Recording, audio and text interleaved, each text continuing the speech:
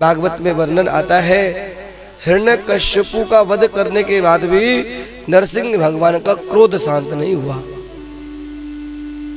सब विचार करने लगे, अब तो इसने भगवान ने दुष्ट को मार दिया, भक्त की रक्षा के लिए अब तो क्रोध शांत हो ही जाना चाहिए। सज्जनों, सबने भगवान को प्रसन्न करने के लिए, सबने भगवान के क्रोध को शांत करने के लिए अलग अलग तरह स्तुति गाई। नारद जी ने अलग स्तुति गाई, देवताओं ने अलग स्तुति गाई, ब्रह्मा जी ने अलग स्तुति गाई। किसी की भी स्तुति से आज नरसिंह भगवान का क्रोध शांत नहीं हुआ। जोर जोर से दौड़ रहे, पृथ्वी कांप रही है। भगवान को क्रोधित तो देखा, पर इतना क्रोधित कभी नहीं देखा। सब देवताओं ने आपस में मंत्रणा करी, भाई चलो एक काम करो, अब लगता है हमारी स्तुति से भगवान शांत नहीं होंगे, लक्ष्मी जी को बुला के लाओ। कितना भी क्रोधी पति क्यों ना हो, पत्नी को देख के नॉर्मल हो जाता है।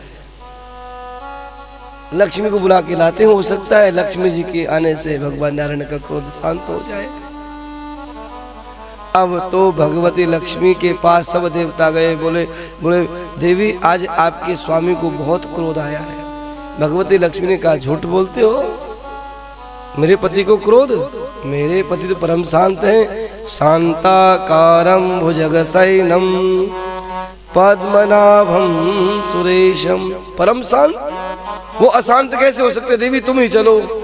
अब भगवती लक्ष्मी स्वयं आई भगवान नारायण के क्रोध को शांत करने के लिए। जैसे इसने आके अनुनय विनय आरंभ किया, भगवान को शांत करने के लिए स्तुति गाई, नरसिंह भगवान ने जोर से दहाड़ लगाई। अब सिर की आवाज तो सिर की आवाज होती है। जैसे नरसिंह भगवान ने दहाड़ लगाई और लक्ष्मी मैया ने उल्टे पैर दौड़ लगाई, ये मेरे शांताकार नहीं है। अब सब किम कर्तव्य विमूढ़। अब ऐसा क्या किया जाए कि नरसिंह भगवान का क्रोध शांत हो जाए। तब सबसे आखिर में नारद जी प्रहलाद जी के पास गए, बेटा एक बार तुम और जाके देखो, हो सकता है तुमको देखकर नरसिंह भगवान का क्रोध शांत हो जाए।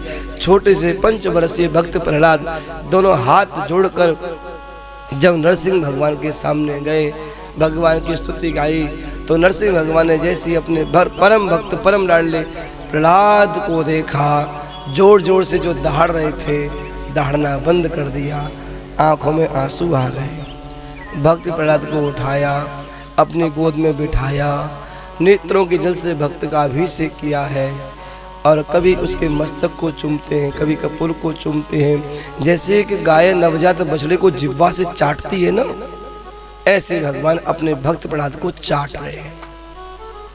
वाह, कह रहे बेटा तूने कितना कष्ट उठाया, पिता ने कितना तुझको कष्ट दिया। कभी पर्वत से गिराया, खोलते हुए कढ़ाई में तुझको गिराया, लाल लाल खम्भों से तुझको चिपकाया, अग्नि के अंदर तुझको बिठाया, पर तेरी निष्ठा को मैं बलिहारी जाऊं।